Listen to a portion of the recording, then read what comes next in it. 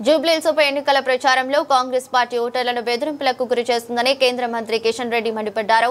సన్నబియ్యం పథకాన్ని ఆపేస్తామని ముఖ్యమంత్రి ప్రజలను భయపెడుతున్నారని, దమ్ముంటే ఆ పథకాన్ని ఆపి చూడాలని సవాల్ విసిరారు. హైదరాబాద్ లో ఆదివారం మీడియాతో మాట్లాడారు.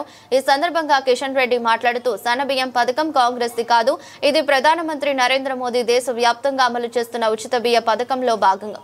ఈ పథకంలో కేంద్రం కిలో బియ్యానికి 42 భరిస్తుంటే రాష్ట్ర ప్రభుత్వం ఇస్తున్నది కేవలం 15 మాత్రమే. ఈ వాస్తవాన్ని దాచిపెట్టి పథకాన్ని ఆపేస్తామని బెదిరించడం ఎన్నికల నియమావళిని ఉల్లంఘించడమే అని స్పష్టం చేశారు. ఓటు వేయకపోతే పథకాలు ఆపేస్తామని బెదిరించడంపై ఇప్పటికే బీజేపీ తరపున ఎన్నికల సంఘానికి ఫిర్యాదు చేసినట్లు తెలిపారు. ముఖ్యమంత్రి హోదాలో ఉన్నటువంటి వ్యక్తి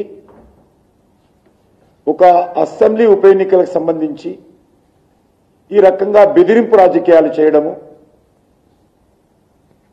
ఎంతవరకు సమంజసమో చెప్పాల్సిన అవసరం ఉంది. ఈ ఒక్క సీటుతో ప్రభుత్వం కూలిపోదు, కానీ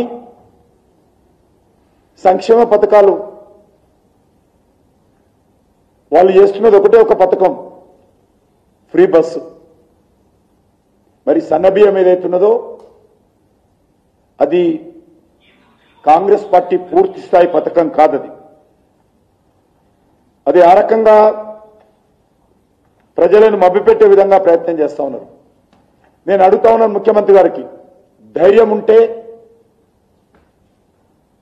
బియ్యం పథకం ఆపి చూపించాల్సిందిగా కోరుతా ఉన్నాను. బియ్యం పథకం మీ ప్రభుత్వానిదా?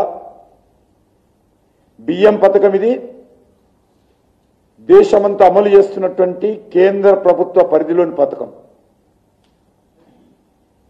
దీనికి మీరు ఈరోజు సన్నబియ్యంగా మార్చినటువంటి పథకంలో ఈరోజు కూడా ప్రతి కేజీకి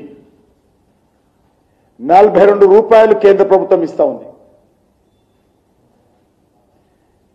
రాష్ట్ర ప్రభుత్వం ఇచ్చేది 15 రూపాయలే. మరి సన్నబియ్యం మాది, సన్నబియ్యం మాదని ఎందుకు ఈరోజు సన్నాయి నొక్కులు నొక్కుంటున్నారు?